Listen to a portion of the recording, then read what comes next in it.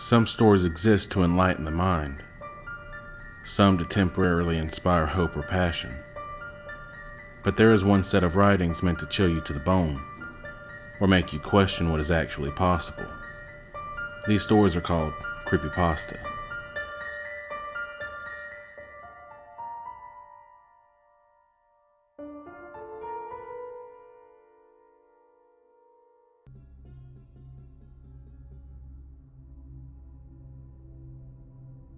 I lived a childhood someone would write a movie about.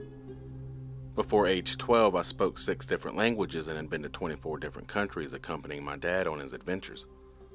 Now, I'm not going to say my dad was a criminal, but his adventures did involve looting ancient cities and tombs for their riches.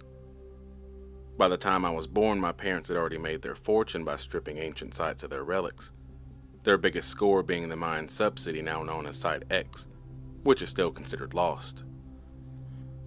After I was born, my parents took a 3-year break from looting.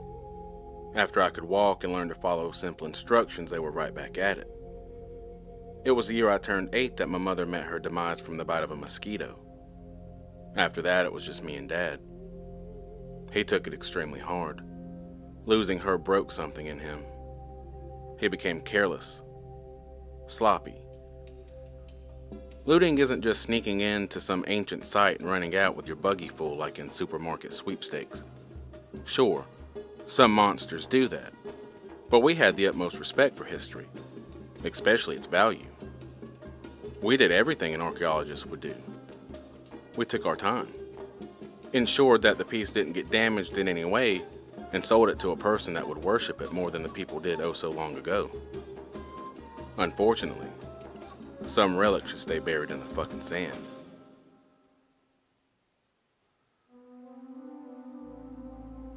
I was a grown man by the age of 12.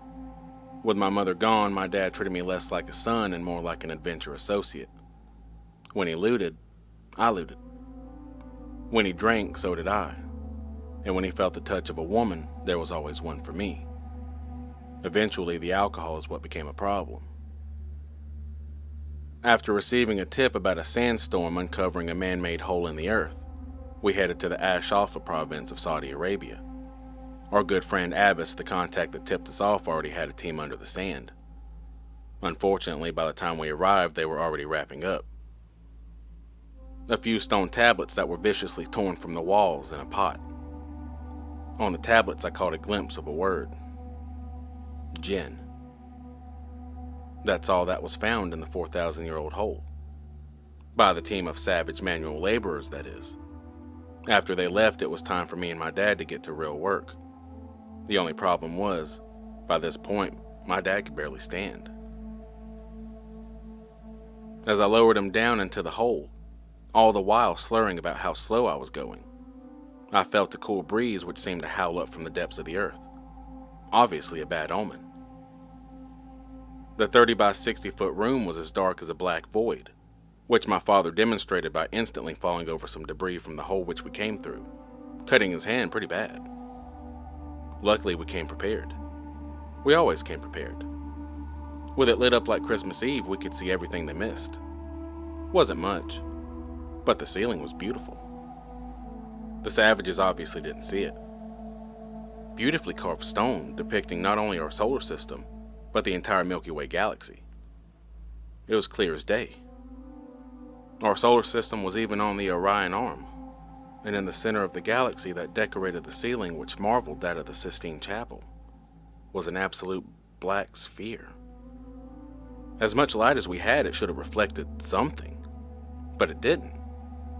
I didn't have much time to ponder about it as I saw my father stumbling towards the center of the room, with his arm in the air, palm up.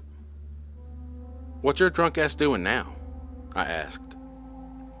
"It's not me, it's my arm. I'm being pulled," he yelled. I quickly met him in the center of the room and grabbed his arm.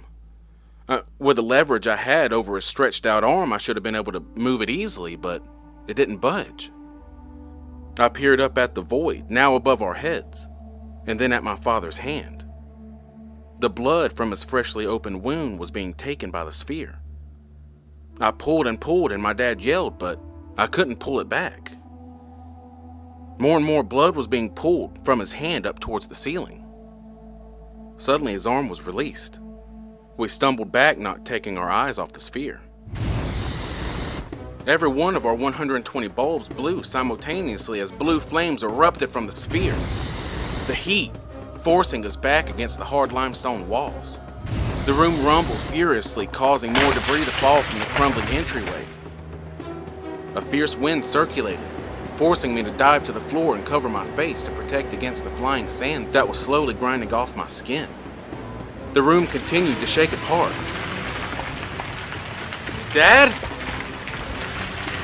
Dad!" My voice echoed back to me. I looked up towards my exit. My 6-foot hole was now a 6-inch hole, with the moon barely shining through. My rope was gone. We were trapped. I followed the groans through the cloud of sand to the image that would be burned into my retina. My father lay on the floor, a 2-ton slab of limestone hiding the lower half of his body. He tries to speak, but he just gargles up blood. He was completely crushed. His face hit the floor with the force only a dead man could handle.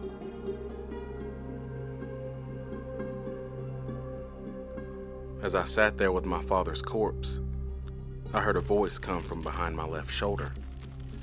"I accept your sacrifice." I turned to face the creature as its arm triples in length, lifting my father's body by its head with its massive black claws. Its mouth opens to the size of a manhole cover, revealing several rows of jagged, rotting teeth, and tosses the upper half of my father's body in. After a few chews, he was gone. The pitch-black creature, which seemed to glide on a twister of smoke, leaned in close, licking the crumbs of my father off its grotesque lips. I felt urine run down my leg. "I shall now grant your true heart's desire." With a snap of its finger, which seemed to pierce my eardrum and cause temporary blindness, my vision slowly came to as I realized I was in my bed, back in the States. Not as if I was waking from a dream. I was sitting straight up. Sand covered my bed, and in my hand was a small stone box.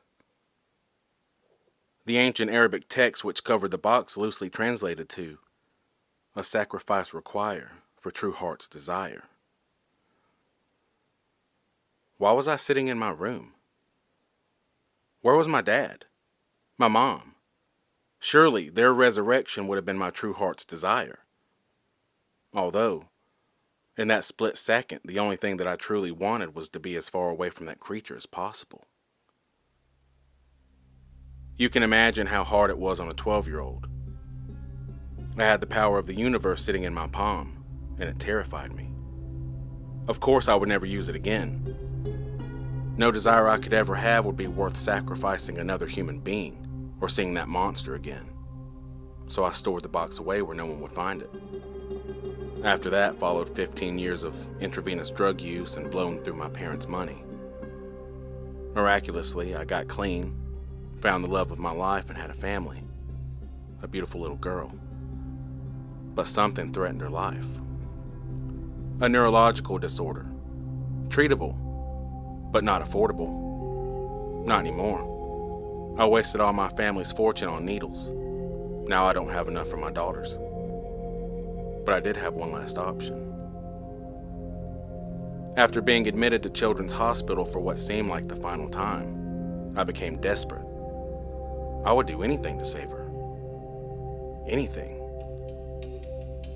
After my daughter went to sleep, I decided to take a drive.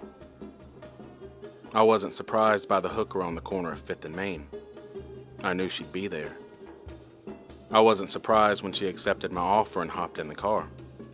That was the plan. I asked if she was okay with an alleyway. "I have the perfect one," she said. "Very secluded." I wish I could say it was difficult, but it wasn't. Not in exchange for my daughter's life. As the blood flowed from her throat down into the box, I still felt like this was the best decision I've ever made. until I was reminded how terrifying the creature was from 15 years ago. It hovered over me as the legs of the prostitute disappeared into its throat. I accept your sacrifice. I shall now grant your true heart's desire.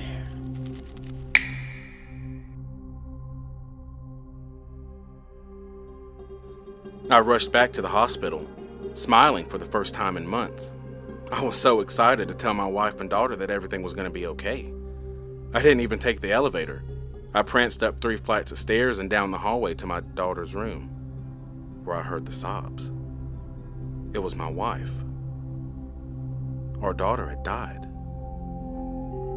I didn't understand. Why hadn't it worked?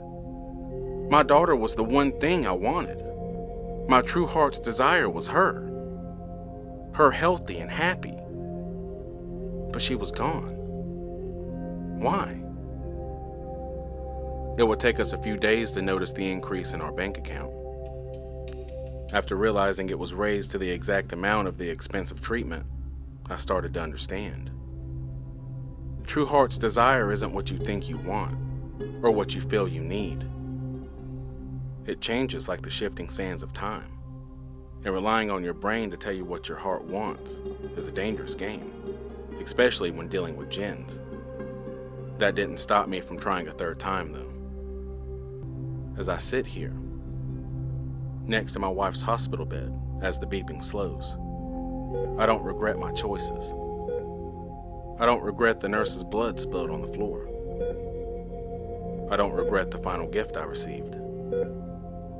I don't know the laws dimensional beings have to abide by, but I've learned that jinns can't save a life. They can't breathe life back into a vessel. They can only take it. For some reason, it's all they can do.